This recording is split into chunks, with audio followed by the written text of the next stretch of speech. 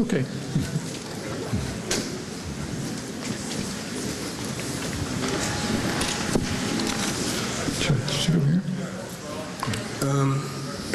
Good evening, everyone.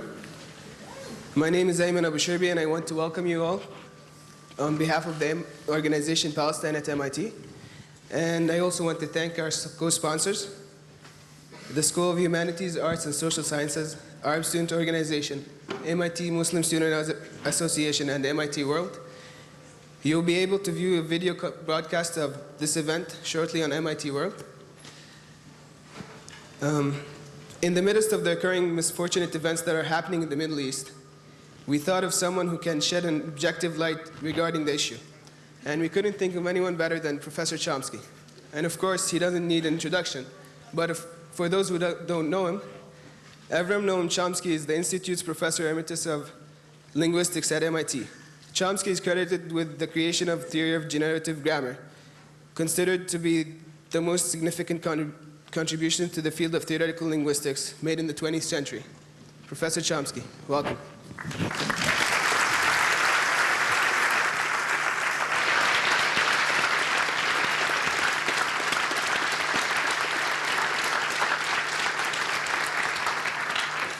Thanks.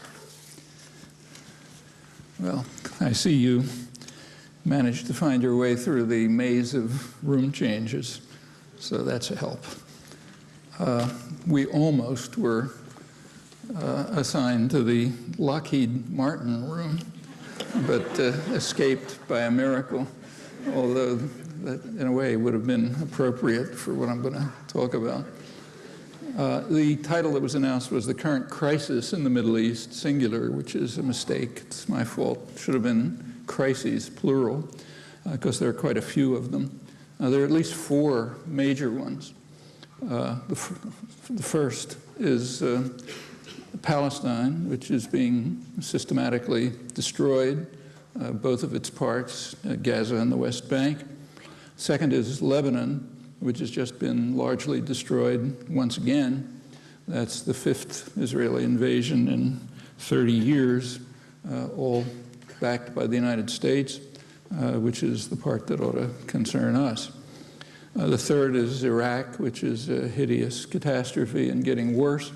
And the fourth is Iran, which is an impending catastrophe that could blow up the whole region. And it doesn't take much imagination to think of others.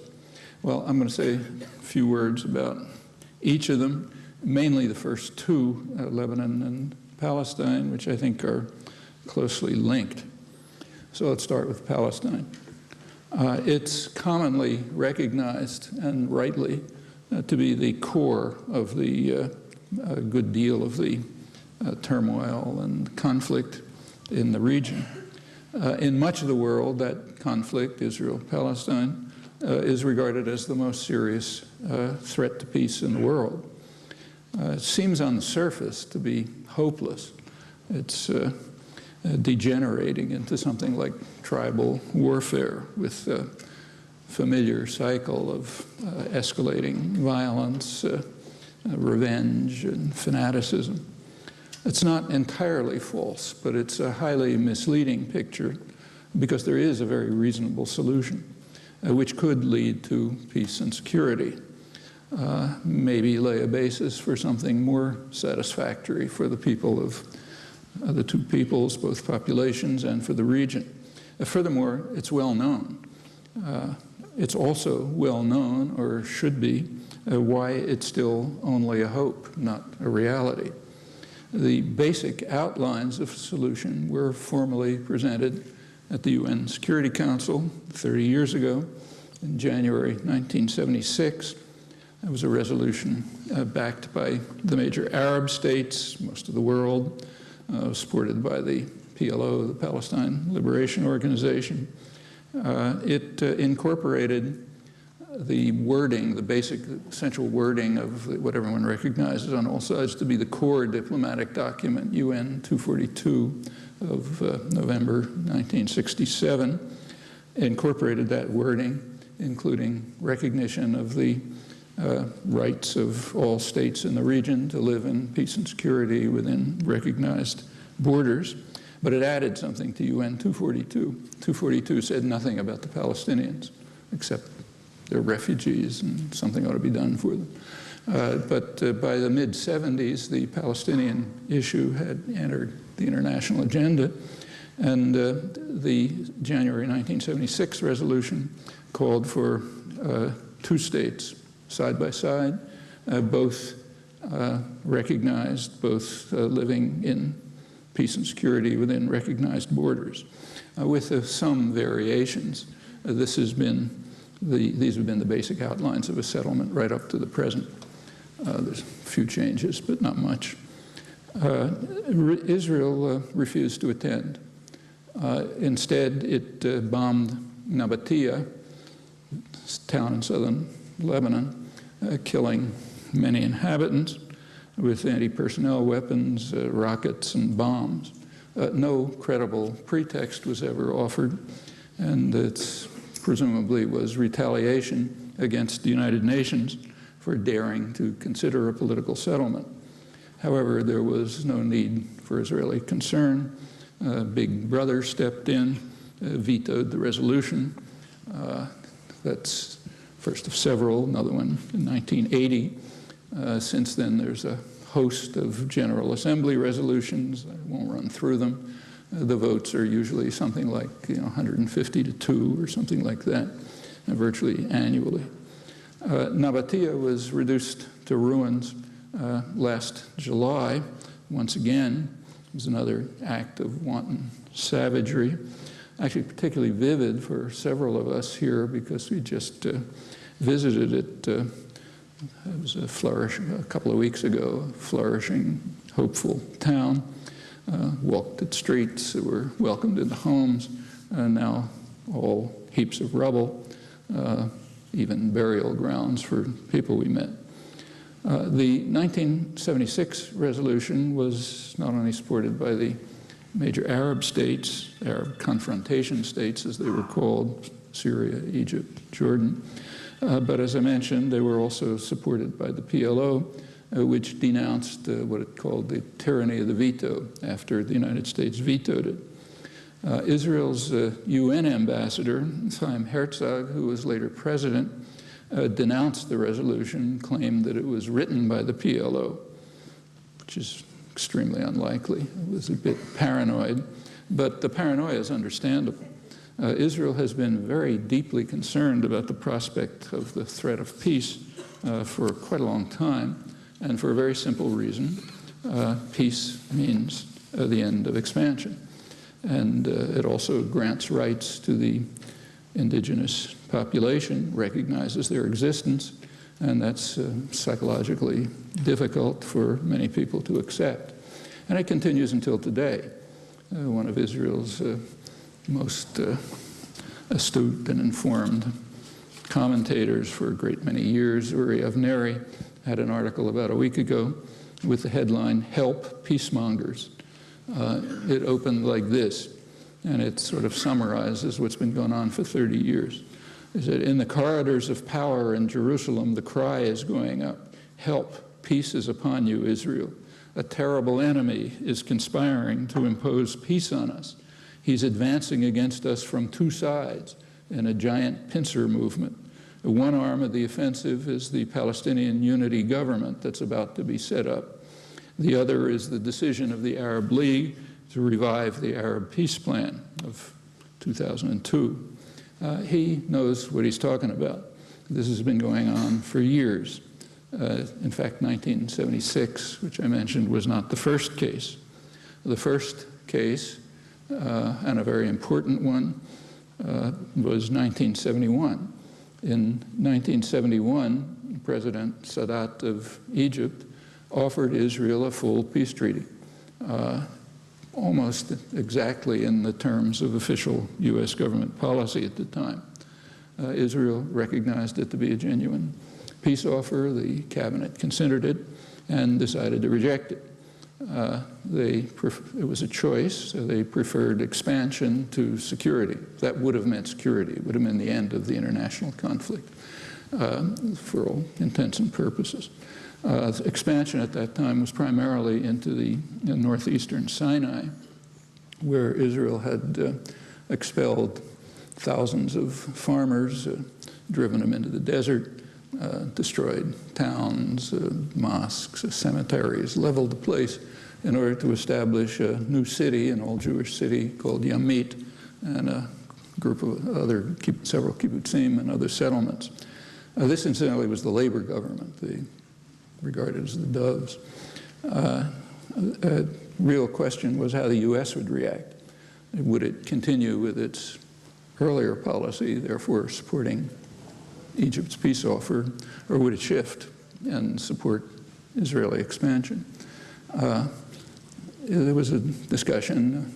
Kissinger prevailed, national security advisor at the time, and the United States adopted his policy of what he called stalemate, meaning no negotiations, just force.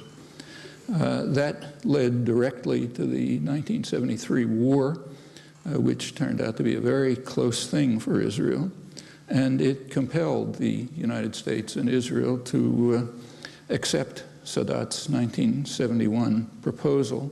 It took several years, but after many negotiations, the United States finally accepted the 1971 offer in 1979 at Camp David. That is recorded in U.S. history as a great triumph of U.S. peacemaking.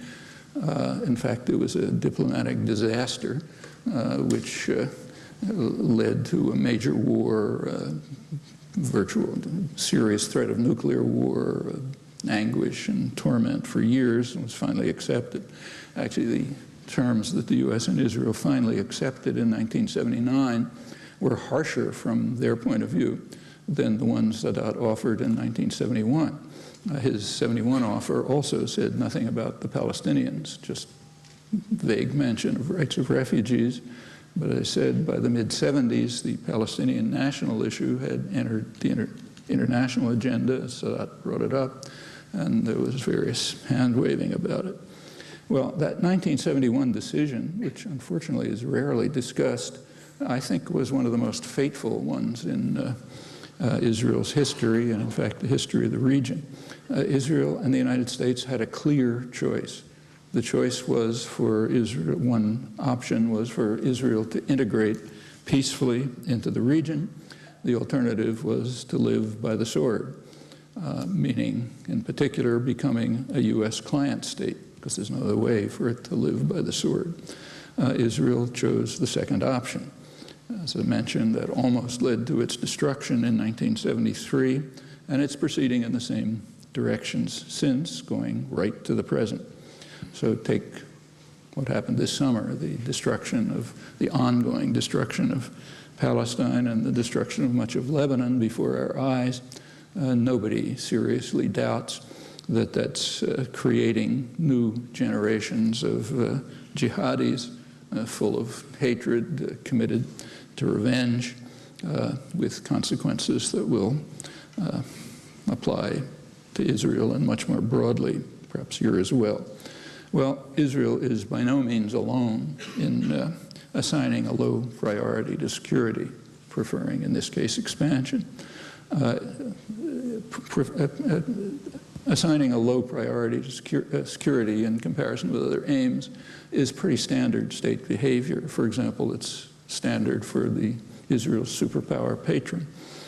Many, many examples. The most dramatic recent example is the invasion of Iraq. It was undertaken with the expectation by intelligence agencies and others that it would lead to an increase in terror and nuclear proliferation. The dynamics are understood. And it did, in fact, to a degree well beyond what had been anticipated. But there were other priorities, and increasing the risk of terror, maybe nuclear terror, maybe nuclear war, is just not a high priority for state managers. Many examples. History is replete with examples. This threat of peace has arisen, that Avneri talks about, has arisen constantly. Take 1982. That was the year of the worst U.S.-Israeli invasion of Lebanon. I call it U.S.-Israeli invasion because although the forces were Israeli, the arms are U.S. The United States provides the diplomatic support, vetoes resolutions to end the conflict, and so on. So that was the worst U.S.-Israeli invasion. And we understand the reasons. There's a pretty good record. Immediately after the invasion, Israel's leading scholar on Palestinians, a Hebrew University professor, Yehoshua Porat, who's incidentally no dove, explained in Israel's leading newspaper that Israel was facing what the government regarded as a veritable catastrophe, in his words. The veritable catastrophe was embarrassing PLO offers for negotiations, which were becoming harder and harder to evade. That would be a catastrophe, he said, from the point of view of Israel's government. It's much better to drive the PLO back to terrorism and avoid this dread threat of political settlement. Well, it was pretty openly described at the highest political and military echelons as a war for the West Bank, and a devastating war. There is a propaganda version, which is transmitted to reporters and commentators. Thomas Friedman is a typical example. According to him, and many others, the invasion was undertaken to protect northern Israel from Palestinian rockets. The only problem with that is that there weren't any Palestinian rockets. There had been a ceasefire established after conflict a year earlier. The Palestinians had adhered to it rigorously, despite extensive and sometimes quite murderous Israeli violations, which apparently were an effort to elicit a retaliation, which would be a pretext for the planned invasion.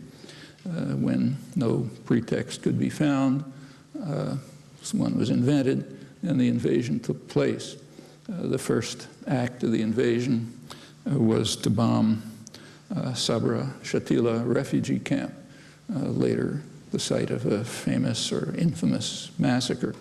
That bombing, which opened the war, killed 200 Palestinians in the camps, according to an American Middle East specialist, Cheryl Rubenstein, who was there at the time. The invasion went on to kill maybe 15 to 20,000 more people. We really never know the numbers of our victims. They're not counted. The only numbers that are counted, where you have detailed forensic analysis to try to pick up every piece of bone and so on, is somebody else's crimes. But the rough estimate is in the 15 to 20,000 range, destroyed much of Lebanon. The pretexts for the other invasions, including the latest one in July, collapse on the slightest examination. I won't run through them. There's plenty in print. They largely reduce, when you look at them, to the same motives, same concerns. One concern is maintaining the rejectionist stance with respect to Palestinian rights, rejecting it unilaterally in the world. And the second is maintaining regional dominance for what has become, predictably, since 1971, a U.S. client state by now, virtually an offshore military base and high-tech center. The invasion in July is not much different. Same basic reasons, except there was another one, plausible reason, and we don't have internal documents, obviously, so anything you say is speculation. But another likely reason was to eliminate a Lebanese-based deterrent to an eventual attack on Iran if the U.S. and Israel decide to undertake it. Well, the U.S.-Israeli rejectionism is not rhetoric. It also goes on to deeds, which is a lot more important. It means regular projects of settlement in the occupied territories, huge infrastructure projects, breaking them up, right through the Oslo years, the years of the so-called Oslo peace process from 1993 to 2000. Settlement and infrastructure development continued steadily, steady pace all along. U.S. paid for it, Israel carried it out. The peak was Clinton's last year, 2000, also the last year of Prime Minister Barack. In that year, leading right up to the Camp David meetings, settlement increased, the pace of settlement increased by almost 50%, but it was steady. Then come Bush and Sharon, it's all accelerated. Today, there's a euphemism for it. It's called convergence, and we're supposed to praise it as courageous withdrawal. Actually, the convergence program, announced a couple of months ago, is a program of annexation and dismemberment and imprisonment, explicitly. It annexes valuable lands. Israel annexes valuable lands and the major resources, particularly water. The rest of the shrinking territories assigned to Palestinians are broken up, dismembered into virtually separated cantons, all of them virtually separated from whatever sliver of Jerusalem is to be left to Palestinians. It's the center of commercial, educational, cultural, political life. And it's all imprisoned because Israel's effectively annexing the Jordan Valley. You look at a map, it's imprisoned. And of course, airspace and any other access. All of this is fulfilling goals which were set out quite clearly in the early days of the occupation under the labor government. They were described to the cabinet, for example, by Moshe Dayan, who was among the Israeli leaders, one of the most sympathetic to the plight of the Palestinians. His advice to the cabinet was that Israel should tell the Palestinians in the territories that we have no solution, you shall continue to live like dogs, and whoever wishes may leave, and we will see where this process leads. And that's the leading principle of the occupation, right up to the present, becoming harsher all the time. The background reasoning was given by Chaim Herzog, later president, as I mentioned, in 1972. He said, I do not deny the Palestinians a place or stand or opinion on every matter, but certainly I am not prepared to consider them as partners in any respect in a land that has been consecrated in the hands of our nation for thousands of years. For the Jews of this land, and that means everything to the west of the Jordan, there cannot be any partner. For much of the leadership, it meant east of the Jordan too. Well, it wasn't unanimous. Not everyone agreed. One of those who didn't agree was the hawkish military governor of the West Bank, General Shlomo Gazit, who's recently written his memoirs, which are quite illuminating. He describes how the military government and Israeli military intelligence forwarded to the political leadership. This, remember, is the dovish political leadership, kept forwarding to them proposals for some degree of local autonomy for Palestinians, for what are called notables, you know, the wealthier sectors, the mayors, and so on, just some form of self-government. The Israeli government had no interest at all, didn't even respond, just rejected all such proposals. Their intent was full Israeli control, what Dayan called permanent rule over the territories and expansion into the Sinai at that time. Pretty much the same policies are carried out within Israel. So just 2 days ago, one of Israel's most outstanding journalists, Amir Haas, reviewed a new book by Israeli historian Hillel Cohen. It's based on recently released internal records. And it outlines, I'll quote a review, it outlines the official paradigm since 1948, continued theft of lands, continued fragmentation and weakening of Arab society, and undermining the possibility of the Arabs developing an independent leadership. After 1967, same principles applied to the occupied territories, continuing with Haas. The paradigm is maximum weakening in every possible way of the Palestinian national collective so that it will not be able to realize its goal and establish a state worthy of the name. Policies included blocking education and social and economic development. it was all, she says, in the name of security, but not for its sake. And the record illustrates that very clearly. Apparently, the internal documents spell out the planning. And the rejectionism is quite consistent, just to mention one other striking moment. In 1988, the Palestinian National Council formally accepted a two-state settlement on the international border. Before that, they had implicitly accepted it.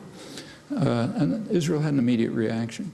There was at the time a coalition government, Yitzhak Shamir and Shimon Peres, and they came out immediately with a plan stating that first point was that there cannot be an additional Palestinian state between Israel and Jordan. Presupposition is Jordan already is a Palestinian state, and they can't have a second one. Second position plank was that the fate of the territories will be decided in accord with the guidelines of the State of Israel. That proposal was immediately endorsed by George Bush #1 and James Baker, as Secretary of State. It was called the Baker Plan in December 1989, which simply endorsed without comment the Israeli program. That's the most extreme anti-Palestinian position that has formally been accepted by any U.S. government. Bush #1 is considered too critical of Israel, standard view. And most of this is under the rug, but it's there. And this goes on. I mean, in fact, to be precise, there has been one break.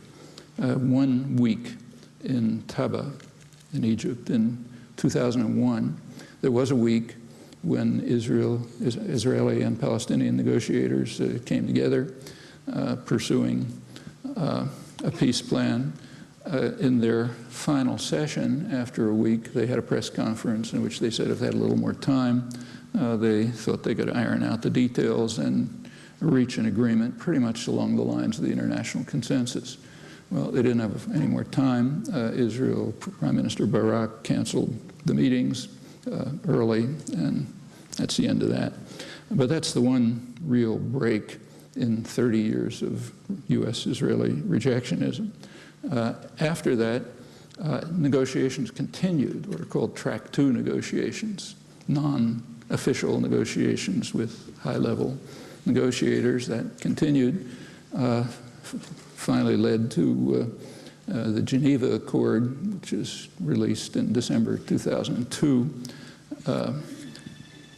was welcomed by almost the entire world, Arab states, PLO. Israel rejected it outright. The U.S. simply dismissed it, didn't even respond. In fact, of all the major countries, the U.S. is the only one that didn't even send words of greeting to the Geneva Accords. And accordingly, it was simply dismissed and ridiculed in the U.S. press. And it's still there, but it's going to take a significant change in U.S. policy for anything like that to be implemented. Well, among the relevant actors today, this kind of political settlement, slight details changing, the general form of this settlement is accepted with near unanimity. It's formally accepted by the Arab League. That's the plan that Avneri was referring to, the 2002 Arab League plan, which called for normalization of relations with Israel, full normalization of relations within a two-state settlement.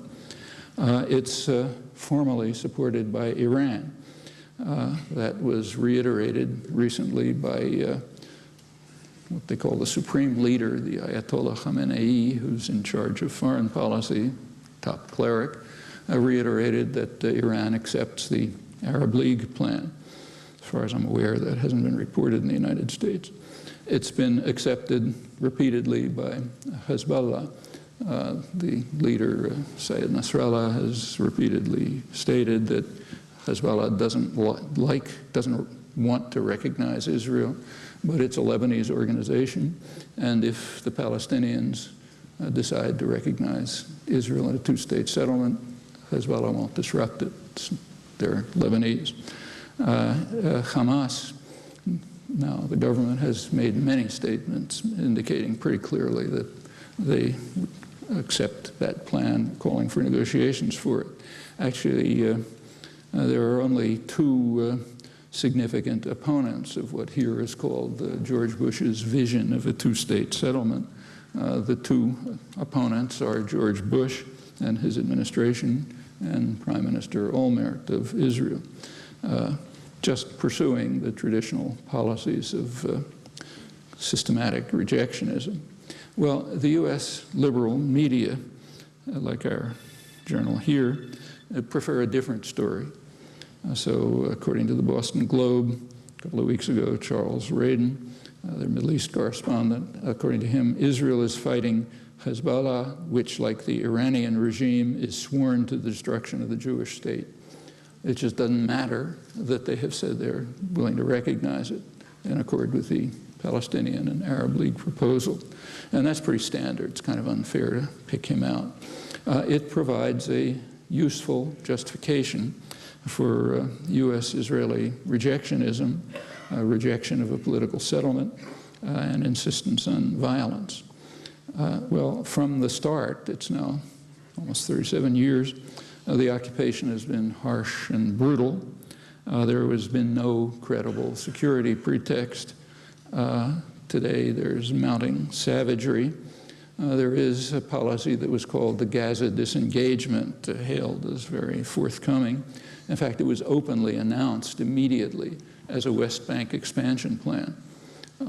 Sane Israeli hawks and U.S. hawks understood that after Gaza had been reduced to being virtually unlivable after decades of occupation, it didn't make any sense at all to keep a few thousand Israeli settlers there, protected by a large part of the IDF, the Israeli army, taking over, I think it was about a third or so of the most valuable land and major resources, primarily water. That's pointless. Makes a lot more sense to transfer them over to the other occupied territories, mainly West Bank, also Golan Heights.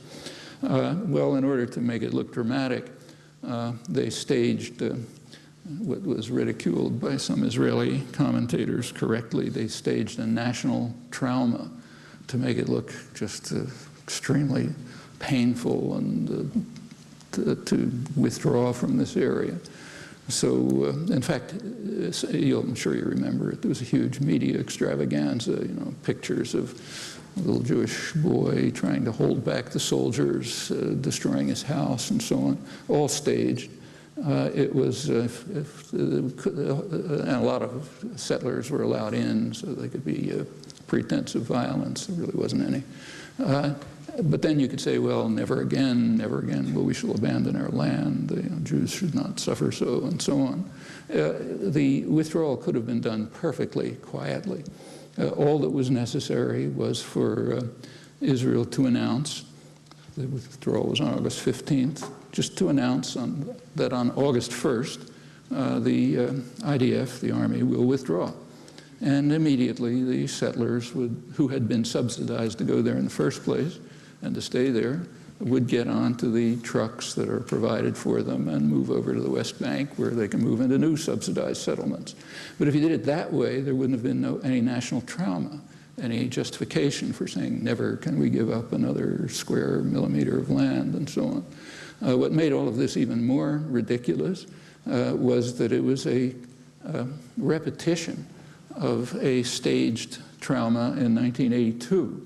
What was described in Israel's leading paper, Haaretz, as Operation National Trauma 1982. After Israel finally agreed to Sadat's 1971 offer, it had to evacuate northeastern Sinai, and there was another staged trauma, which again was ridiculed by Israeli commentators.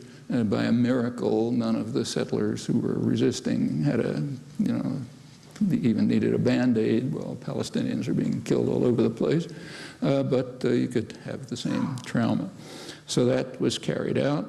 Meanwhile, after the so-called withdrawal, Israel maintained Gaza as a prison. Israeli human rights groups call it the world's largest prison. Any access in or out is controlled by Israel. It's repeatedly stopped.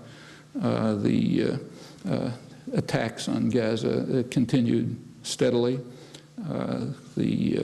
From September, the withdrawal, to June of this year, 144 Palestinians were killed in Gaza, including 29 children.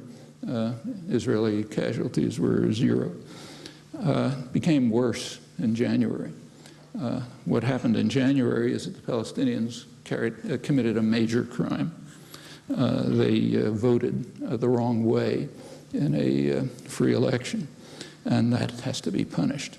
The U.S. and Israel immediately announced that they would punish the population for this democratic crime.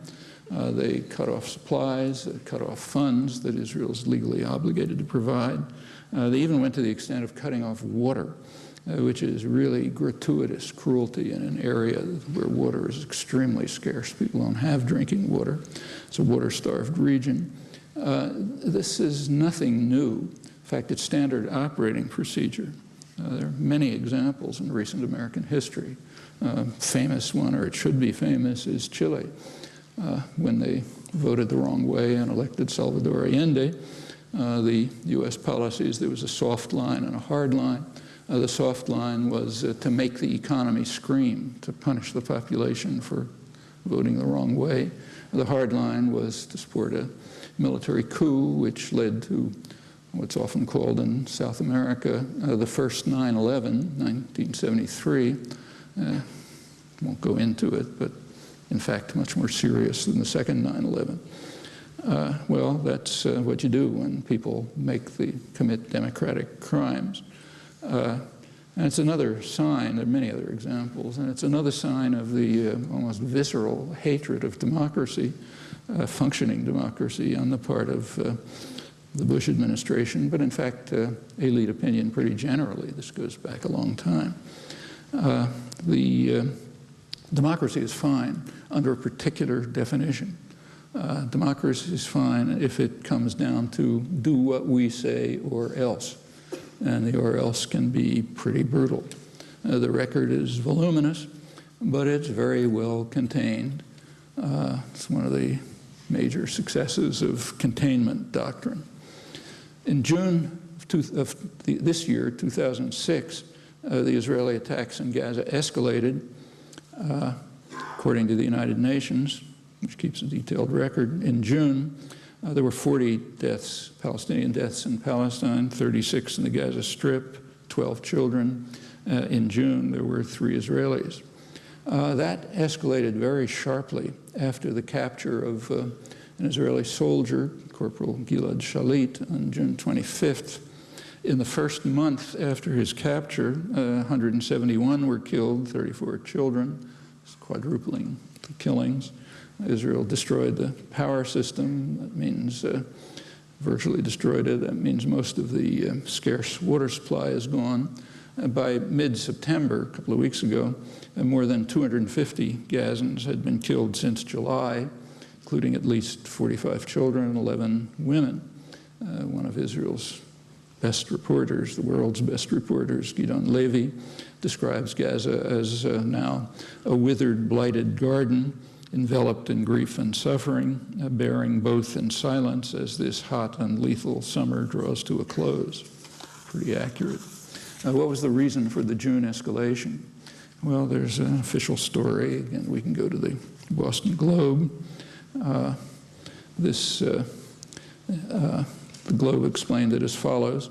It said the attack on military targets inside Israel, meaning the capture of Gilad Shalit, that military action led to an Israeli soldier being taken hostage. It was not merely an arbitrary reflex within a cycle of vengeance. It was ordered by someone with command responsibility in Hamas who could not be indifferent to the timing of his action or its political and military consequences. because the hostage-taking operation has brought Palestinians and Israelis alike to the brink of a new round of foreseeable disasters, it is crucial that all concerned parties focus their remedial efforts on the right address, Hamas. That's the editorial. The editors call for the voice of reason. If unreason prevails, a tsunami of unnecessary suffering will break upon the peoples of the region.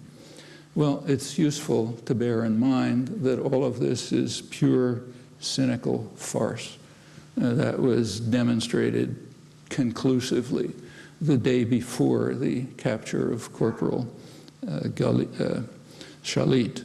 The day before, Israeli forces, June 24th, Israeli forces kidnapped and abducted two Gaza civilians, a doctor and his brother, the Muammar brothers, kidnapped. They can join 1,000 others somewhere in the Israeli prisons who were also kidnapped. It's called administrative detention, held without charges. There are about 8,000 others who were technically sentenced, but in trials that are a mockery. Many of them transported from the occupied territories to Israel, which is another violation of international law, Geneva Conventions, but with impunity, because it's under the umbrella of the outlaw superpower and the reigning intellectual and moral culture which permits all of this in clients.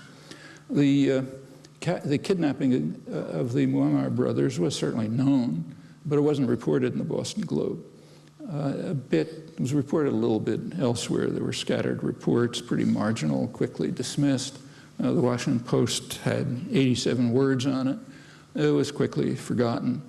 Kidnapping of civilians is a far more serious crime than capture of a soldier. But crimes don't matter when they're committed by our side, just as elections don't count if they come out the wrong way. Now, recall that I'm not quoting the redneck barbarians. I'm quoting the voice of the educated liberal elite in the Athens of America, as it's self-designated. Well, that's Gaza. West Bank is much the same.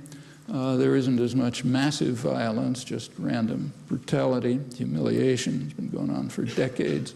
Now, under the rubric of convergence, all totally illegal.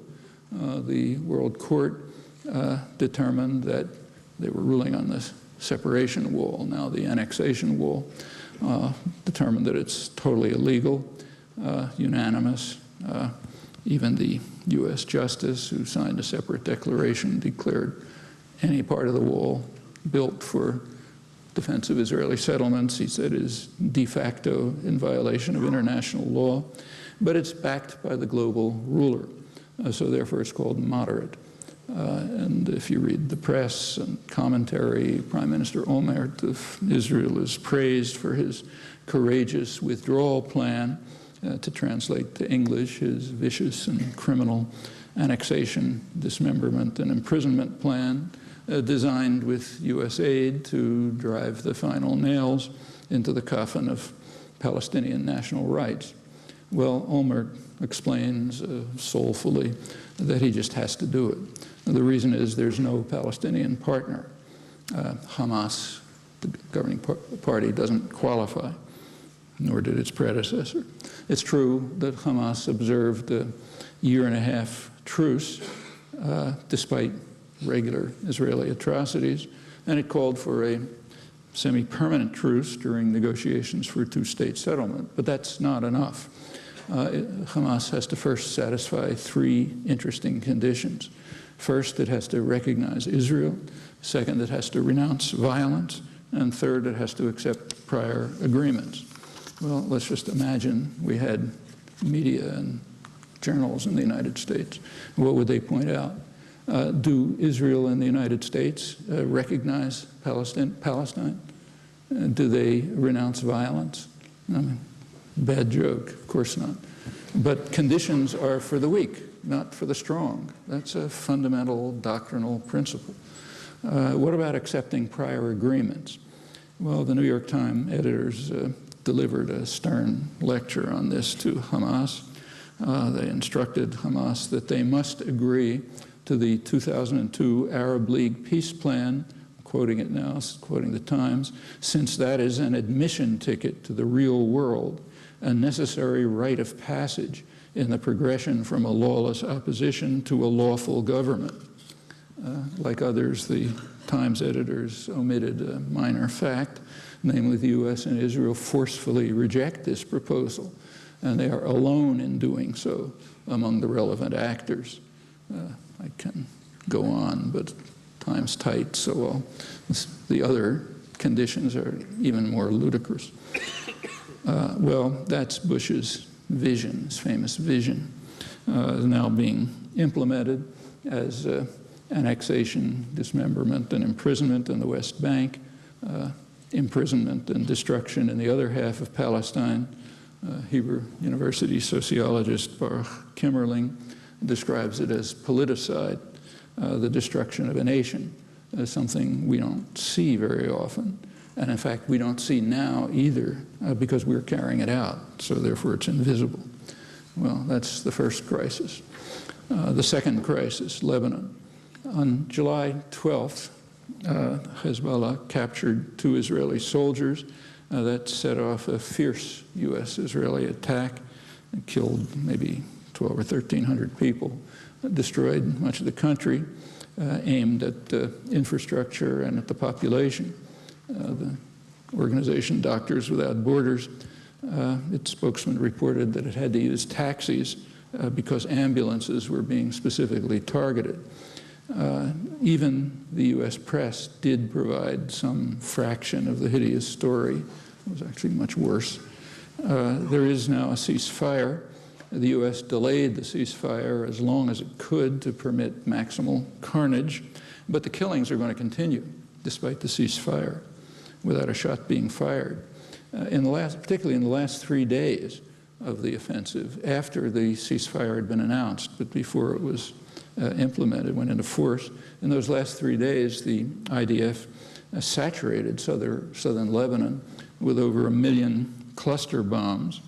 These are extremely lethal anti-personnel weapons. About 1/3 of them, roughly, don't explode on contact. They explode if you pick them up or hit them with a rake. Either that's incredibly bad quality control, or the intention is to render areas uninhabitable. The death toll right now is reported at about 4 a day. If a little child picks one of these things up, thinks it's a ball, his head's blown off. Patrick Coburn in the British press, excellent reporter, reports that Lebanon's farmers are caught in a deadly dilemma to risk the harvest or to leave the produce on which they depend to rot in the fields. Israeli artillery officers, who are now being quoted pretty extensively in the Hebrew press, estimated that the IDF fired 160,000 shells during the recent war. And by comparison, in the 1973 war with Egypt and Syria, that was a major war, the IDF fired less than 100,000 shells. Soldiers quoted in the Israeli press said their orders were, in the last 3 days, to fire everything they had, to destroy everything they could, to turn the region into a free fire zone. Didn't even know what they were shooting about, just like the master. So take Cambodia. In Henry Kissinger's immortal words, the orders to the Air Force were to hit anything, to send anything that flies against anything that moves.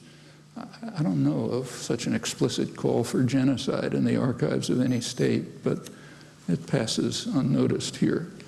On July 13th, Israeli rockets hit a fuel storage tank at the main power station in Lebanon. And 2 days later, they returned, hitting the tank again, but destroying the concrete and earth barrier that's designed to prevent spilled oil from spilling into the Mediterranean.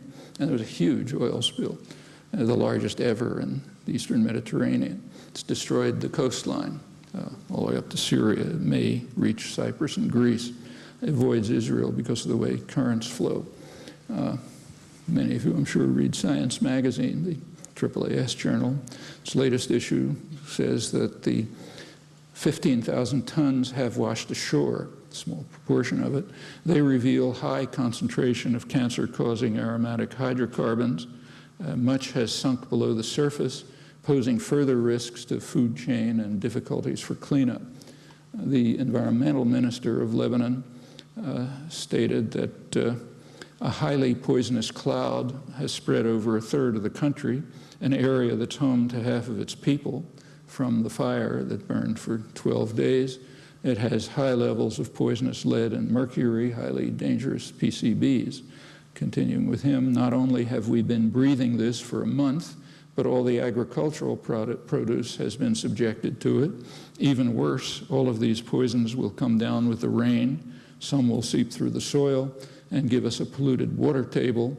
Then in a couple of years, every single citizen in Lebanon will definitely be subjected to poisonous matter in his drinking water. He expected more Lebanese to die from the pollution than the 1,200 or 1,300 overwhelmingly civilians who were killed in the war. It's a bigger disaster even than the war itself. Notice that all of this is purposeful. You don't miss in targets like that. Well, what's the reason for the savagery of the U.S.-Israeli assault? And you should make no doubt about it, the blood is on our hands. There's a standard explanation, like the globes. Hezbollah committed an intolerable act of aggression by capturing the soldiers. And again, this is pure, cynical farce. For decades, Israel has been kidnapping Lebanese civilians in Lebanese territory, on the high seas, in transit from Cyprus to Lebanon, holding them for years, some decades, sometimes holding them as hostages, sometimes in secret prison torture chambers. Also known, no secret about this, but not reported in the United States. And of course, no one has ever called for an invasion of Israel in retaliation. So it's all farce, a complete farce. What about the Israeli withdrawal from Lebanon? It's true, in the year 2000, Israel withdrew. That's after 22 years of brutal and murderous occupation in violation of Security Council orders, but with U.S. support, so it was okay. Since then, since the withdrawal, UNIFIL, the UN force in the south, keeps very careful records. They report daily violations of Lebanese territory by Israel.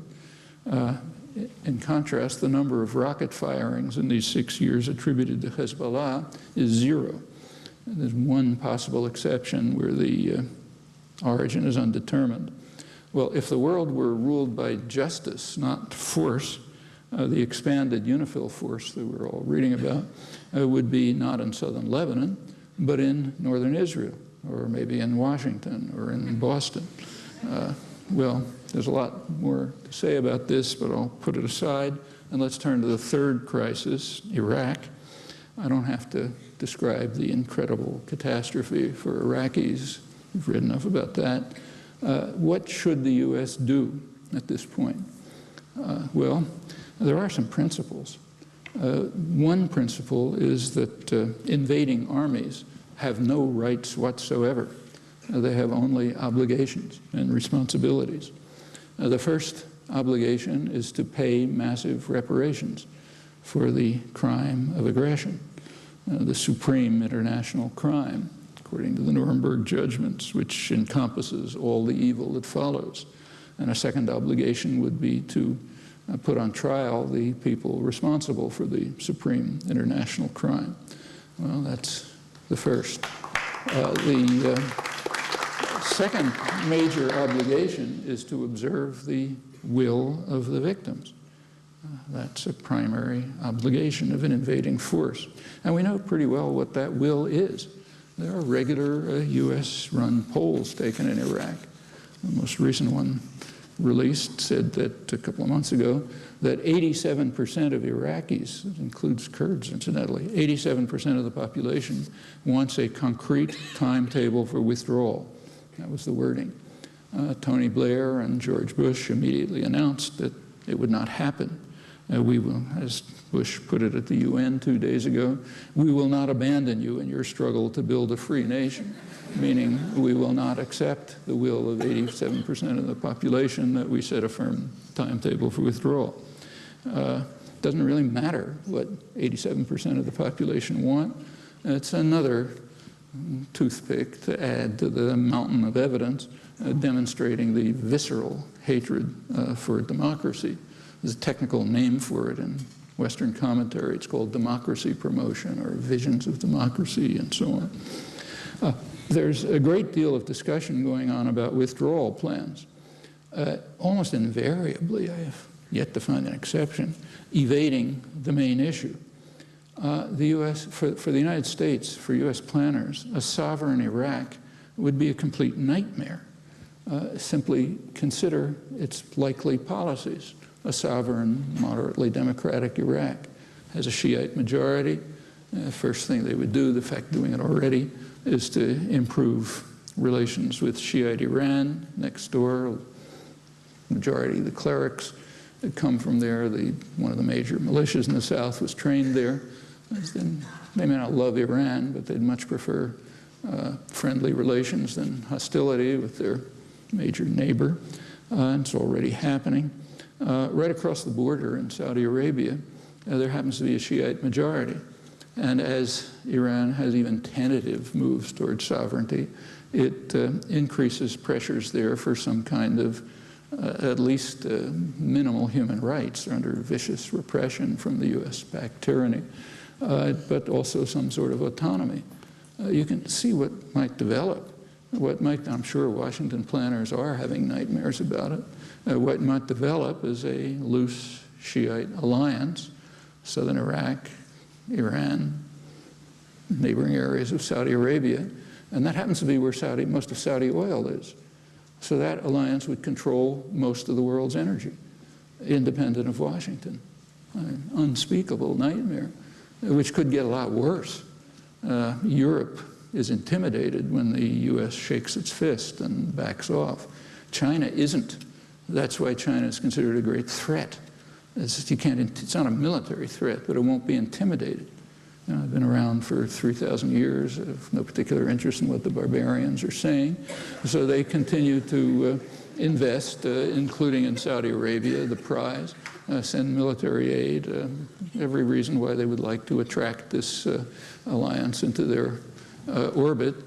There are already major organizations. Shanghai Cooperation Council includes Central Asian states, an Asian energy security grid based primarily in China, including Russia and neighboring states. They'll probably include India before too long. If the Middle East oil resources move into it, the United States becomes a second-class power. Controlling the world's energy resources has been a prime policy objective for 60 years, just as it was for Britain before us, and for obvious reasons. Well, that's not trivial. Any withdrawal proposal that doesn't take this into consideration is just not serious. The Pentagon can think up withdrawal plans as easily as we can in our spare time, but what happens afterwards? Well, unless you think about that, you're not talking about withdrawal. Let's talk about the fourth crisis briefly, Iran. That's an extremely dangerous one. And there are possible peaceful settlements. 3 years ago, in May 2003, the Khatami government, that's the reformist moderate government, but with the support of the Ayatollah Khamenei, the supreme leader, they offered the United States negotiations on all issues, on a two-state settlement of Israel-Palestine, on nuclear issues, and so on. The U.S. did respond, and they responded by reprimanding the Swiss diplomat who brought the offer. And that was the total response. And so it continues. Right afterwards, Iran and the European Union entered into an agreement, a bargain. The bargain was that Iran would suspend its uranium enrichment programs, to which it's entitled under the Non-Proliferation Treaty, but it would suspend them. And in return, the European Union would provide what were called firm guarantees on security issues. Well, everyone knows what security issues means. It means U.S. and Israeli threats, credible threats, to attack Iran. Those threats, incidentally, are themselves a major violation of international law, which bars the threat or use of force. But again, when an outlaw state carries it out, the educated community accepts it as legitimate. The negotiations went on for about 2 years. The European Union backed down on its side, apparently under U.S. pressure. After that, Iran backed down also and returned to uranium enrichment. The way it's described here is Iran broke the agreement, returned to uranium enrichment. Not quite the story. Well, the U.S. has indicated, under plenty of pressure, a willingness to negotiate, but on 2 conditions. The first condition is that the outcome of the negotiations, namely no uranium enrichment, is a precondition for negotiations. It has to be fixed in advance. So first you fix the outcome, then we have negotiations. Second is that the negotiations must proceed when Iran has a gun to its head. The U.S. refuses to withdraw the threats of attack. Well, that renders negotiations virtually meaningless. As I said, the threats are in violation of international law, but that's a minor detail. And the threats are very real. They're not just words. The last couple of years, the United States has sent to Israel over 100 advanced F-16s produced by our generous benefactor in the next room. These are publicly advertised as capable of bombing Iran and returning. Israel already has air and armored forces that, believe it or not, are larger and technologically more advanced than any NATO power outside the United States. But this is a supplement aimed specifically and publicly at Iran. Germany has just sent to Israel submarines equipped to carry nuclear-tipped missiles.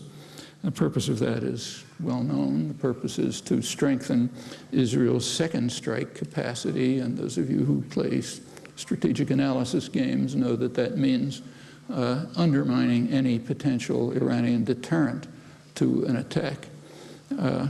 These actions and threats have 2 immediate effects, which are well understood. The first effect is to harm Iranian reformers, democratic reformers, who are complaining bitterly about it. The most well-known of them, Shirin Ebadi, 2003 Nobel Prize laureate, has written that the threat of regime change by military force, reserved as an option by some in the Western world, polite reference to the United States, that threat endangers nearly all the efforts democracy-minded Iranians have made in these recent years. The threat of military force gives the system a pretext to crack down on its legitimate opposition and undermines the nascent civil society that is slowly taking shape here. It means Iranians overlook their resentment of the regime and move behind their unpopular leaders out of defensive nationalism. I can think of no scenario more alarming, no internal shift more dangerous than that engendered by the West, U.S., imagining that it can bring democracy to Iran through either military might or the fomentation of violent rebellion. And her position has been forcefully reiterated by other leading Iranian reformers and dissidents, and the reasons are clear. The second consequence of the U.S. stance is that it deters efforts to reach a political settlement, which might well be possible. Well, opposition to an attack in Iran is even greater than opposition to the Iraq War, where it incidentally was overwhelming worldwide. The international Gallup polls found practically no country where support was greater than 10%. Current polls reveal, pretty surprisingly, that in the neighboring states, Iran's neighbors, that is Turkey, Saudi Arabia, and Pakistan, the public prefers a nuclear-armed Iran to any U.S. military action. And even in Europe, which is the part of the world that's most supportive of Washington, the U.S. is considered the major threat to world peace, ranking far above Iran or any other country listed in the polls, which includes China, Russia, and North Korea. The U.S. military presence in Iraq is ranked as a greater threat than Iranian nuclear weapons. And the Israel-Palestine conflict is ranked as among the greatest threats to world peace. Well, in some sense, all of this awful news is actually good news. The reason is that we live in the state that is regarded worldwide as a lawless and dangerous rogue state, but we also have incomparable freedoms, an incomparable legacy of freedom and of privilege, and that means that the power to end these crimes and avert further ones lies in our hands. Thanks.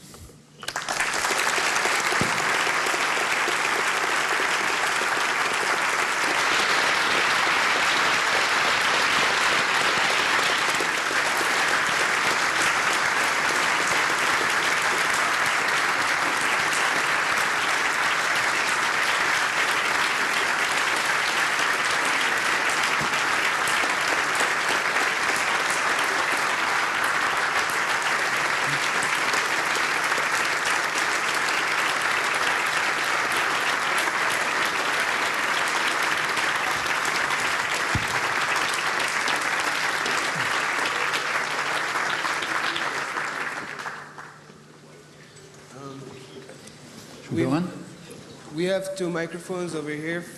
Please line up and we'll take your questions.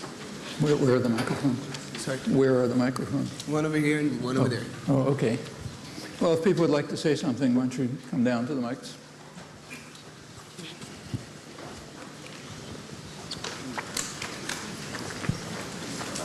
Okay. Just alternate. Hi. Mr. Chomsky, you give us the impression that all of Israel's neighbors are just looking for peace and would be perfectly content to live side by side with a Jewish state. But isn't the real cause of this conflict Arab rejection of a Jewish state entirely? And isn't that evidenced by the following 3 brief facts? That in 1948, the day after Israel declared its independence, 5 Arab armies declared war on Israel. For a long time after that, a common Arab saying was, "We will not accept a Jewish state even if it is the size of a postage stamp." And in 2000, after the failures of Camp David, whoever's fault they were, after failures of negotiation, instead of trying to reach out more, Arafat launched the second intifada, killing hundreds of innocent Israelis. Well, let me repeat the facts, which Israeli and U.S. propaganda don't like to accept. The Palestinians formally accepted a 2-state settlement decades ago. The Arab states proposed it at the United Nations in 1976. The Arab League formally accepted not only a 2-state settlement, but normalization of relations with Israel. That's accepted by Iran. It's accepted by Hezbollah. Hamas accepts it. That's the situation for the past 30 years. Arafat launched, to go through your 3 points, remind me if I miss one, to say that Arafat launched the Intifada is just propaganda. Arafat didn't stop it, but there's no evidence they launched it. It's true that the Intifada began after the collapse of Camp David, but you have to add to that that the Camp David proposals, the U.S.-Israeli proposals, were totally unacceptable. They were rejected by all Arabs. They were rejected by Abbas, America's favorite, and Clinton himself recognized that they were totally unacceptable. In fact, a couple of months later, the negotiations broke down in the summer. A couple of months later, Clinton announced his famous parameters in December. They were somewhat vague, but more forthcoming than the impossible Camp David proposals, as Clinton recognized were unacceptable. Those parameters were the framework, immediately after Clinton announced the parameters, well, just to quote Clinton's words, Both sides accepted the parameters. Both sides had reservations. They then met in Taba, Egypt, to deal with the reservations with the consequence I mentioned. They came very close to agreement. It was called off by Israel. That's the situation. The first point in 1948, by now there's a huge literature on this. I mean, to get to the first comment you made is that the Arab states would not be content to live with a Jewish state there. That's correct. They certainly wouldn't be content. Frankly, I wouldn't be content. And as a Zionist youth leader in the 1940s, I was part of the Zionist movement that was strongly opposed to a Jewish state, just as we'd be opposed to a Christian state or an Islamic state and so on. And so why aren't you railing about all of the Islamic states? I do all the time. East? I mean, very bitterly, in much harsher terms. Really? Because I don't hear a lot of that because you argument from you. If you read the stuff that comes out of the ADL, you won't read it. If you read what I write, you find it all the time. In fact, I just said it today. You heard me say it today. I condemn the brutal tyranny in Saudi Arabia, which is the oldest and most valued U.S. ally, the most extreme fundamentalist state in the world, yeah, and the rest of them too. You didn't hear it, but it's there. So yes, they certainly wouldn't be content with it, nor should any of us, in my opinion, but nor should Israelis. The state is designated by the High Court, the Supreme Court, as the state of the Jewish people in Israel and the diaspora, not the state of its citizens. So it's your state and my state, but not the state of its citizens. I don't think we should accept that any more than we should accept an Islamic state or a Christian state in the United States. And it's not just symbolism. I won't go through the details, but it's a lot. So certainly they wouldn't be content with it. But they've accepted it. As for 1948, there's extensive literature on it. I won't go through it, but Israeli scholarship in the past several decades has gone into this in great detail with archival materials that were released and so on. If you want a good picture of it, one excellent book is Israeli historian Avi Shleim's book Iron Wall, but there are many others. What happened was, of course, neither side, right after the UN General Assembly recommendation in November 47, a civil war broke out. It was kind of, I won't go through the details, but in May 1948, Israel did declare a state, and yes, by that time, it had already driven out about 300,000 Palestinians and expanded into the designated Palestinian state. At that point, states of the Arab armies entered, but they were extremely weak. The only serious army was the Transjordan Legion under British control, which basically kept out of the fighting.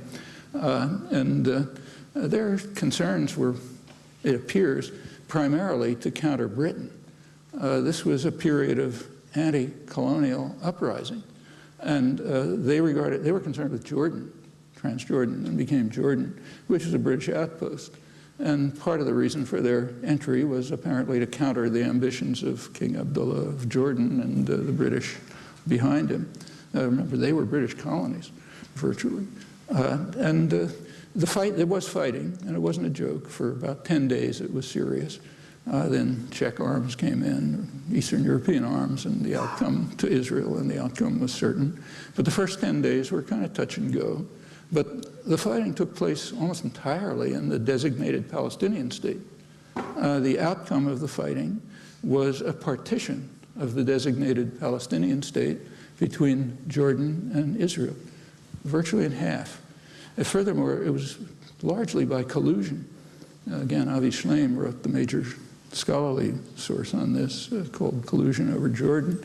The half of the Palestinian state that was incorporated into Israel is now just called Israel, and nobody talks about it. The half that was administered by Jordan is called the West Bank. That's what happened in 1948. As to the rest, you can find plenty of outrageous statements by anyone you like on all sides, and plenty of actions. But the fact is, the crucial fact is, that clearly and explicitly in 1971, the major Arab military force by far, Egypt, offered a full peace treaty. I've already been through that. And now we have 35 years of U.S.-Israeli rejectionism. Okay, those are the core facts.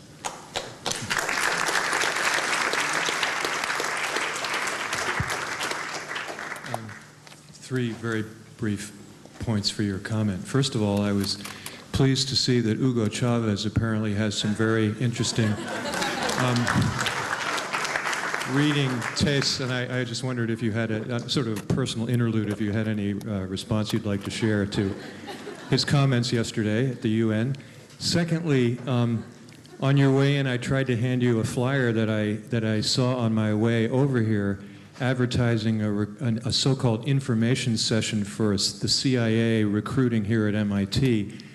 And I just wonder, it's related to what we're talking about tonight. Is it time for people to begin challenging, and what ways might it be appropriate for people to be challenging on-campus recruiting by entities like the CIA, given their evident involvement in torture, etc.? And thirdly, in trying to do anything about the things that you so carefully teach us about, one encounters the congressman from this district, Capuano, voting along with the overwhelming majority to endorse the Israeli invasion this past summer, and the Congressman Ed Markey, who is believed to be very good on some other issues, reacting with extreme indignation when asked about Israel, saying, but look at the withdrawal that they made. You know, I mean, this sort of trauma, the theater of trauma that you mentioned, he seemed to be a strong advocate of that version of that account of it. So given the obstacles, maybe you'd care to talk a little bit about how we can overcome some of the obstacles to making some change in U.S. policy. Well, look, if this were Stalinist Russia, it would be a problem. But it isn't. It's the most free country in the world. It really is. We have enormous privilege as well as freedom. So yeah, there's things you can do very much within the mainstream to counter these doctrines. I quoted the Boston Globe, which is kind of a spokesman or whatever you want to call it for left liberalism in the United States, and yes, Markey and others are like it. In fact, the record of the Democrats on this is by and large worse than that of the Bush administration. But it's not beyond our power to influence what congressional representatives do. I mean, it's kind of absurd. I mean, take countries that really have problems. I mean, we should be ashamed of ourselves when we compare what goes on here with what goes on in the poorest countries of the world. So take, say, the poorest country of South America, Bolivia. I mean, they had an election last December that we can't even dream of. I mean, it was an election where the mass of the population participated. They didn't just show up on election day. They were carrying popular movements, carrying out struggles constantly over major issues. Population knew what the issues were. They were serious ones. They came to an election. They elected someone from their own ranks, poor peasant. What do? We had an election shortly before that. Two candidates, both born to wealth and political power. Both went to the same elite university, joined the same secret society where you're trained to be a member of the ruling class. They were able to run because they're supported by pretty much the same concentrations of economic power. They had pretty similar programs to the extent you could even discover their programs. The party managers are very careful to keep the issues out of sight because the population opposes both parties on major issues. And the election ended up like about on a level of, picking a lifestyle drug on the basis of ads on television. That's here, where there's no terror, there's no repression, there's no violence, you don't get killed by the police, and every option's open. That's Bolivia, where it's a lot harsher. Literally, we should be ashamed of ourselves. Incidentally, these are things that ought to be taught not just in university political sciences departments, but in 8th grade civics classes. We have every opportunity we would like. If we don't use it, if we don't use them, nobody to blame but ourselves. You know, the opportunities are certainly there. We're not Bolivian peasants, and they do it. And the same in much of the world. And pretty much the same goes for the second question about the first one, actually, about the CIA. First of all, it's not a new issue. This was a very live issue in the early 1960s at MIT. Up to the early 1960s, the political science department was publicly, openly funded by the CIA. Nobody was trying to conceal it.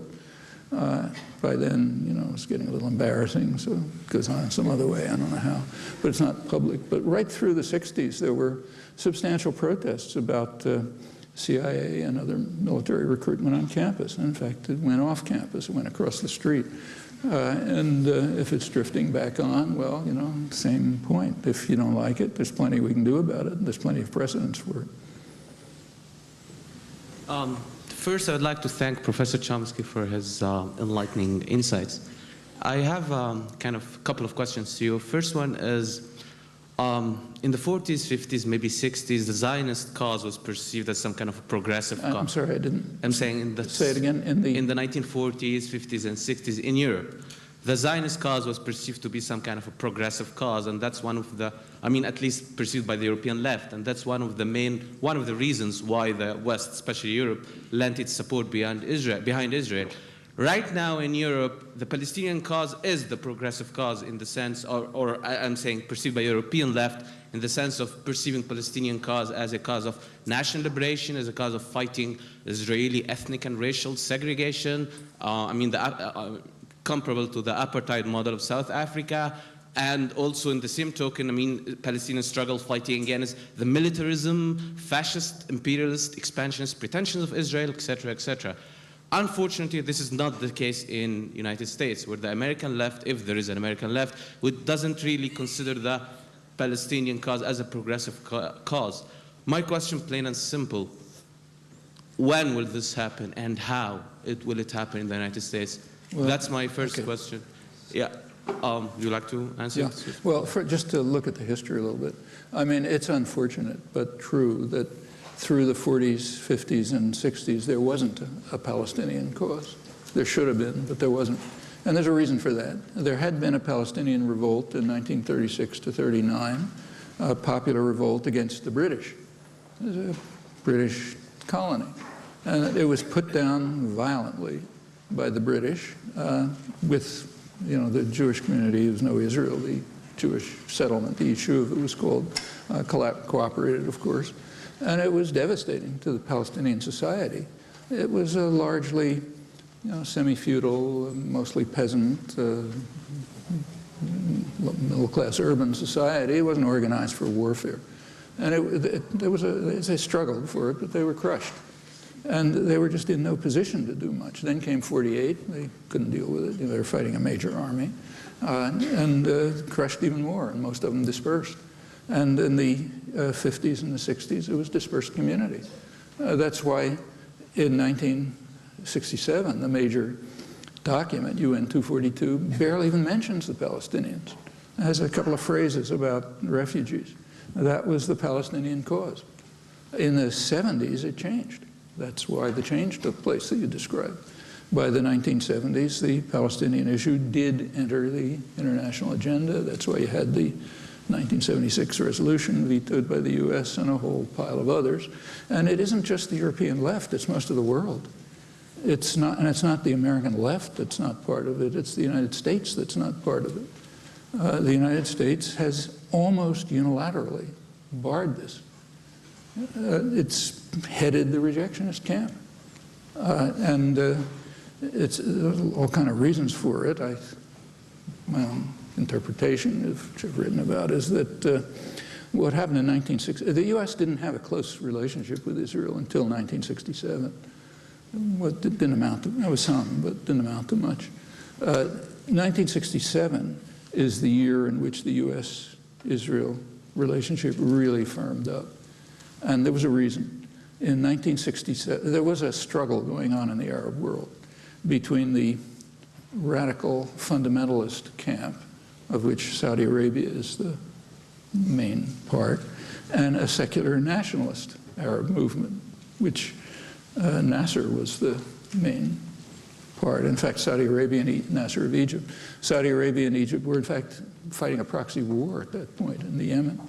Well, the U.S. was lined up with Islamic fundamentalists, as it's been throughout most of the this whole period since the Second World War. It's been lined up with radical Islamic fundamentalists against secular nationalism. That's not only Saudi Arabia, it's also the origins of Hamas. I mean, Israel, which agrees with the U.S. on this, was supporting radical Islamic fundamentalists in the occupied territories against the secular PLO. And Hezbollah comes from the same roots. And, we all know about the roots of Al-Qaeda and the rest. They're radical fundamentalists organized by the Reagan administration for their own political ends. So the U.S. has been overwhelmingly on the radical fundamentalist side.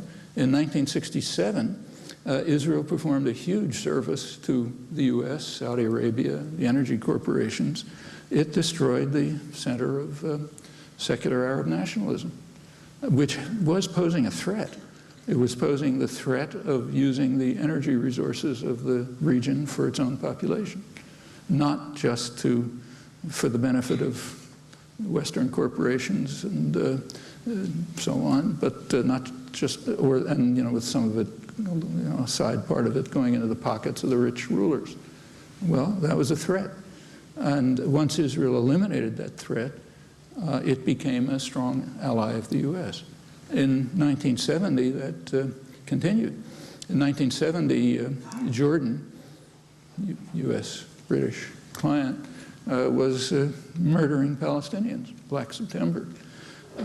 It looked briefly as if Syria might intervene to stop the slaughter. The U.S. didn't want that, but it was totally bogged down into China, couldn't do a thing. And Israel performed another service. It mobilized the Army and the Air Force to deter potential Syrian intervention to protect the Palestinians, which was regarded as a threat to the oil monarchies. Well, U.S. aid to Israel, I think, quadrupled that year. And, it's at that point that Israel established itself as what's called a strategic asset. It was part of the system by which the U.S. tries to control the region successfully for many years. Well, when U.S. policy shifted to support for Israel, the intellectual community almost reflexively joins. It's not just on this, but on anything. I mean, talk about other topics, you find pretty much the same thing. So that was one factor. Another factor was that there were domestic issues. Remember, this was in the middle of the Vietnam War. The U.S. was failing to crush Vietnamese resistance. Now, people later told a different story. But if you go back to that time, which I remember very well, and you can certainly read about it, at that time, the liberal Americans were supporting the war. I mean, they may be complaining because it's costing too much or something, but they supported the war. In fact, they really never offered any principal objection to the war, just that it's costing too much. But not the population, but the intellectual community. Well, they were pretty upset that the United States was unable to crush, these little yellow dwarves, as Johnson called them. Israel came along and showed how you treat third world people properly. You kick them in the face, and you beat them to a pulp. They won a lot of points for that from liberal humanists who are supposed to posture about being in favor of peace and love and so on, but are really watching Rambo movies in their spare time. That's kind of the psychology. And yeah, they won a lot of points for that too. And there were other things happening inside the United States. Students were not following orders. There was a youth culture. The women's movement was beginning. Places blown up. The centers of authority are being challenged. Well, again, Israel was a symbol of how you take care of that. And they won plenty of points among liberal intellectuals. And there were other things, but I think those are major factors. It was pretty much the same in Europe. I wouldn't exaggerate. There's some difference. But remember, Europe is a little more dissociated from direct involvement in the U.S. policies in the Middle East. They kind of tacitly support them, but they're not directly involved. To some extent they are, like Britain was supplying arms to Israel during the current war. Germany, as I mentioned, is providing Israel with submarines that can take nuclear-armed missiles, which eliminate an Iranian deterrent. Yeah, they're all involved. Right now, just a couple days ago, Germany announced that it'll be patrolling the Lebanese coast. It's not going to control the Israeli coast. I mean, that's where the invasions are coming from. But Europe goes along with European opinion, pretty much goes along with the United States on this. It's true that the discussion isn't as constrained in Europe. There's critics, you find some critical voices. And there's political organizations in Europe, as you say, which are different. But the differences aren't massive. And I think they're largely explained by the directness of the involvement in the actions. The same is true on Iraq and other issues. I mean, take, say, the invasion of Iran. I mean, Europe is overwhelmingly opposed. So is the U.S. military, so is intelligence or elites. But a lot of the population is terrified that Iran's going to come and get us. It was the same on Iraq. I mean, even today, you take a look at polls. I forget the latest numbers, but I think around half the population thinks that Saddam had something to do with 9/11, or that Saddam had weapons of mass destruction, and they're coming after us. I mean, I get letters. I'll get them tonight, saying, how can you support, as if I do, how can you support Cuba, Venezuela, and Iran when they're just about to strangle us and destroy us? I mean, if you look at this from the outside, you don't know whether to laugh or weep when you look at the actual history, apart from the disparity of force. But there are plenty of people who believe it. And in fact, there's something really significant here about American cultural history. I mean, the U.S. is far and away the most powerful country in the world, hasn't been under any threat since 1812, 1814. But nevertheless, there's a strain of fear in American popular culture that goes way back. There's some good studies of it. Studies of, there's a very good book by Bruce Franklin called War Stars, which is a literary critic, which is a study of popular literature.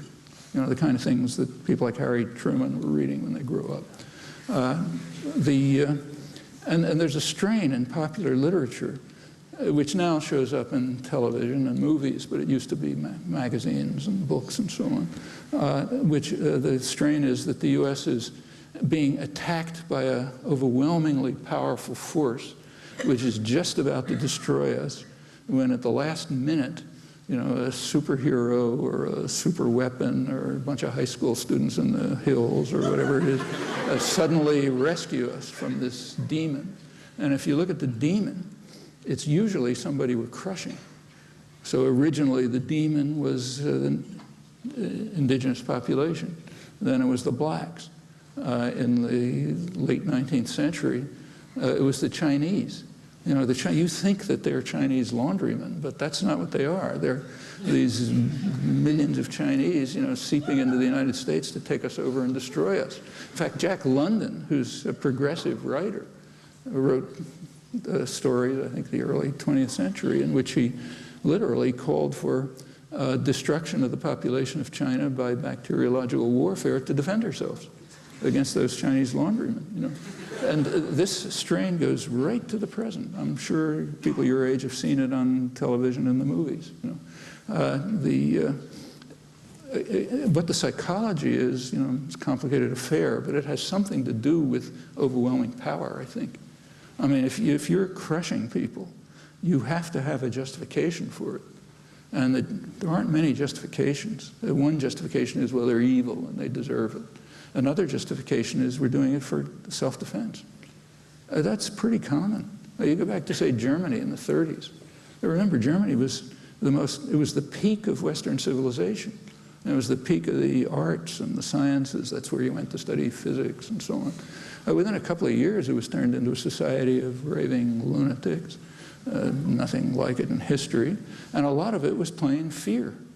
the Jews are going to destroy us. They're trying to destroy the Aryan race, not just us, but the Aryan race. We have to defend ourselves. Unfortunately, you find a lot of things like this in history and in American culture. It goes way back, and it's prevalent today. That's something to deal with. But that was Yeah, I have another question. Yeah, I'm sorry. Shorter answer this time. Okay, my other question is quite broader than the Middle East. And it's quite, I'm trying to address here Dr. Chomsky, the leftist anarchist thinker. I would say, like, after a whole century of failure of the left, I mean, progressive left in establishing its alternative to the capitalist status quo, I mean, the catastrophic failure of state socialism, state capitalism, state welfarism, anarcho-syndicalism, all sorts of leftist alternatives to the capitalist status quo. Now we're back to the old Leninist question, what's to be done? I mean, we have a lot of moral rage out there. We are against, I don't know, corporate capitalism, we are against consumerist culture, we're against imperialist expansion, etc., etc. But how can we translate this moral rage into constructive political capital, constructive political action? And how can this be possible in a society which is very unidimensional, creating its own opposition, making its opposition thinking the same way as the mainstream, I mean, I would say in our society, even the opposition is thinking in corporatist terms. I mean, the corporatist, consumerist worldview framework is still shaping the mindset of the opposition. I mean, how can we think creatively about this? How can we have this politics of, I would say, imagination to accompany the politics of resistance? It doesn't take much of it. It's pretty simple, in my opinion. First of all, I don't agree with the history. I mean, the major attack on socialism in the 20th century, in my opinion, was the Bolshevik coup that destroyed the socialist movements of Russia, which were significant. I mean, it destroyed one of the first things that Lenin and Trotsky did was to destroy the workers' councils, the Soviets, eliminate the Constituent Assembly, in fact, any democratic and socialist institution that had developed, and for a principled reason. I mean, they were kind of orthodox Marxists. They saw Russia as a backward peasant society, which was true. You can't have a revolution there. You have to drive it by force to industrialization, and the iron laws of history come along and so on. But that was a major attack on socialism. In fact, I think they were one of the main barriers to socialism throughout the 20th century. When the Berlin Wall fell, there was a symposium in the nation where people were supposed to talk about it, and if you look at the articles, they surprised me. I mean, social democrats who had been opposed to the Russians for years, wailed about the collapse of socialism. I had an article, and I said, yeah, it's a small victory for socialism. It'll kind of, like the elimination of fascism, it overcomes some of the barriers. I don't think anybody understood what I was talking about, but yeah, that's what I think it was. There have been plenty of victories. I mean, we live in a much more free society with far more rights than a century ago, or than 30 years ago, for that matter. I mean, in many ways, the activism of the 60s caused a real major transformation of American society. And let's just take M.I.T. You know, I've been here for over 50 years. If you walk down the halls of M.I.T. in the early 60s, what you saw was well-dressed white males, deferential, polite, you know, and so on. Take a walk down the halls today. That's not what you see. That's everywhere in the country. And it reflects big changes. Well, they didn't come about by people saying, what can we do? You know, they came about by people doing it. And yeah, we can do it at any time. In fact, if you, I mean, it's true that there are barriers, but you know, a huge PR industry that tries to drive people to consumerism is nothing like torture chambers and secret police. You know, yeah, it's a barrier, but a lot easier to deal with. And I don't even think, and in fact, if you count the number of people today, young people in particular, involved in one or another form of activism, I think it's probably larger than the 60s. Actually, this meeting is a perfect example. The first meeting at MIT on the Palestinian issues, I remember it very well, I spoke, was in 1969. And, you know, you could barely get out alive if you talked about things like this. And right through into the 1990s, there was police protection at meetings at MIT if Palestinian topics came up. It's changed, even in the last few years, because a lot of people are doing something about it. So there's no need for, I don't think there ever were complicated answers in the past, ever. The answers we have ever been understood are pretty simple ones. And we can proceed to implement them. It's more a failure of will than of opportunity, I think. Yeah. I'm sorry, I didn't see somebody over there. Yeah. Professor Chomsky, I'd like to again say how grateful we are to have heard you speak. I was wondering if I could ask two questions. One about the two-state solution that you were talking about, the solution for Palestine and Israel. And don't you think even if a two-state solution were to be achieved, it would be a defeat for radicals? As far as I remember, it has always been talk about having a one-state solution. And why aren't we talking about that anymore? And can we go back to notions of secular socialist Middle East again, and can we go back to a one-state solution? And the second one was... Well, I understand.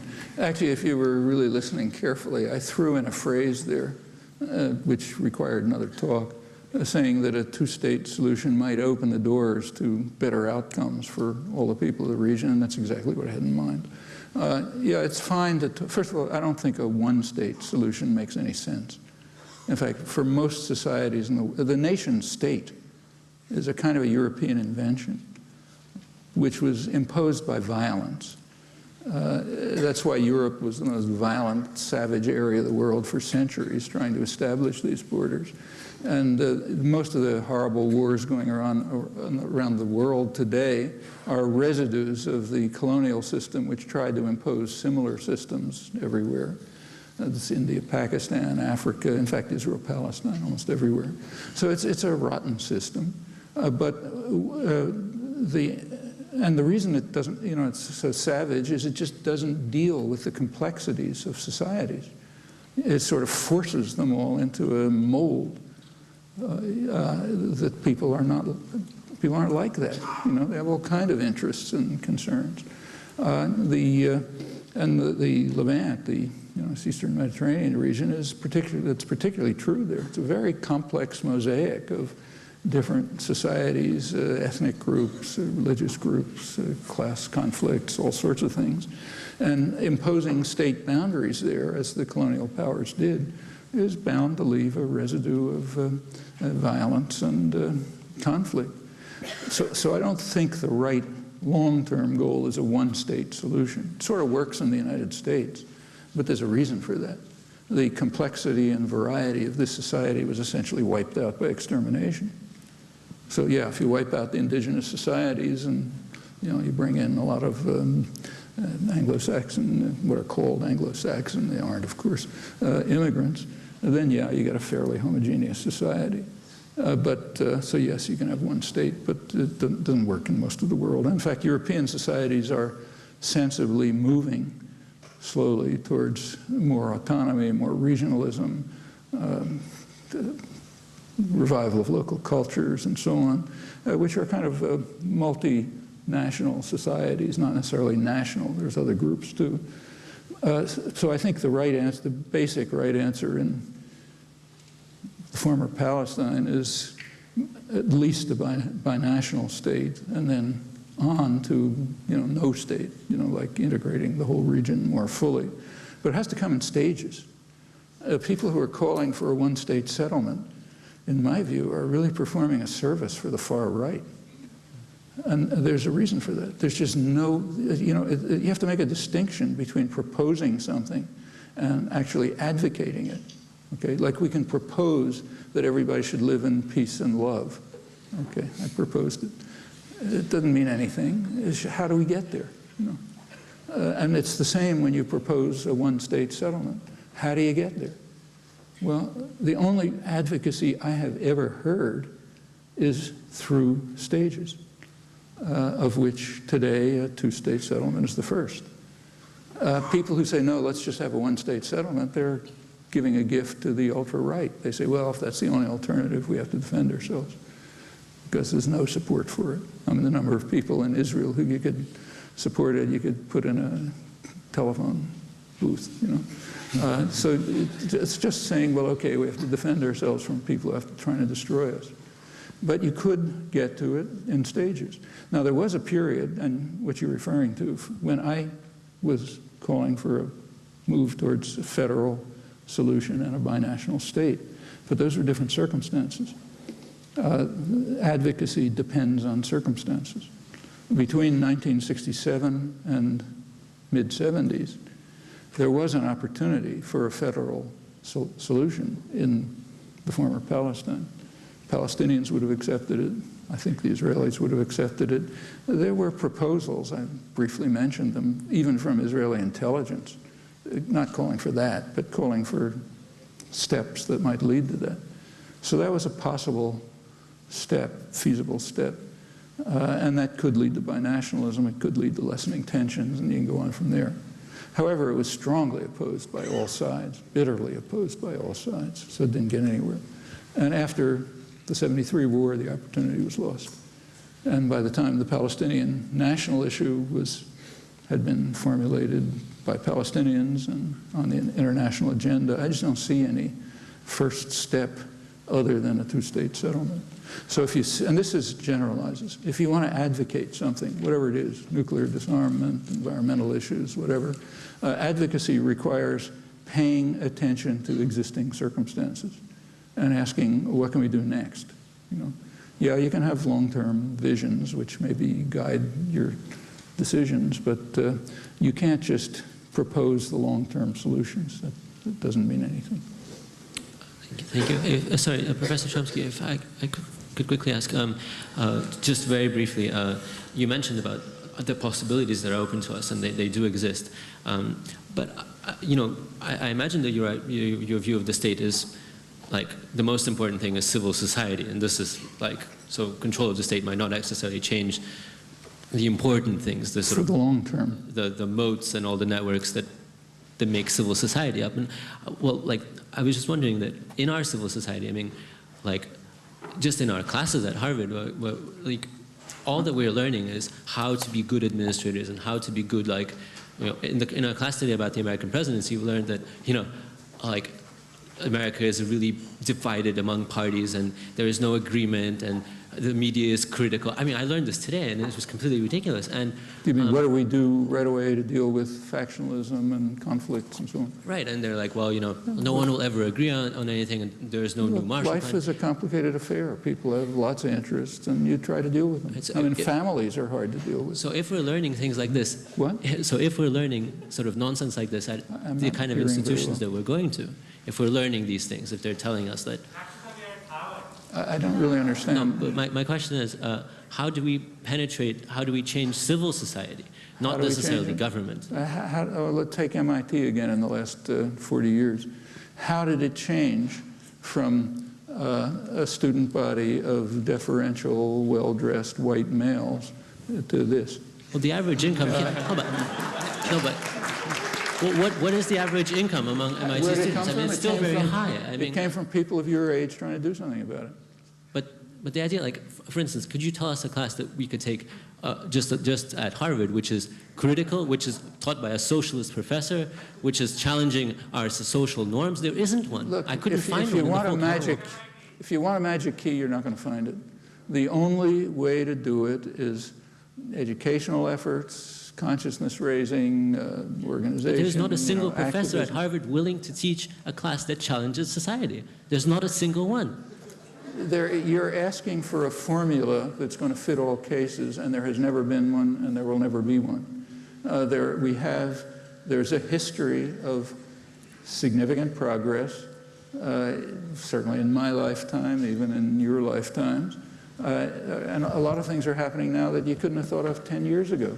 I mean, take, say, the global justice movements, what are ludicrously called anti-globalization. Those are huge popular movements all over the world, here too. There wasn't even a seed of them 10 years ago. How did they develop? What did they accomplish? They've accomplished plenty. I mean, there are now, you know, there's an international agenda, widely supported, plenty of involvement, confronting the neoliberal orthodoxies and changing them. Where do you think the Bolivian and movement came from, or the MST? I mean, if you take a look at South America, I mean, the governments that the United States now regards as allies are the kind of governments who would have been trying to overthrow 30 or 40 years ago, because the continent has just shifted significantly towards some integration, toward social progress, development, independence. There's a rise of indigenous movements for the first time. These are all major changes. And the World Social Forum meets in the South for a good reason. That's where the major centers of activism and popular movements have been.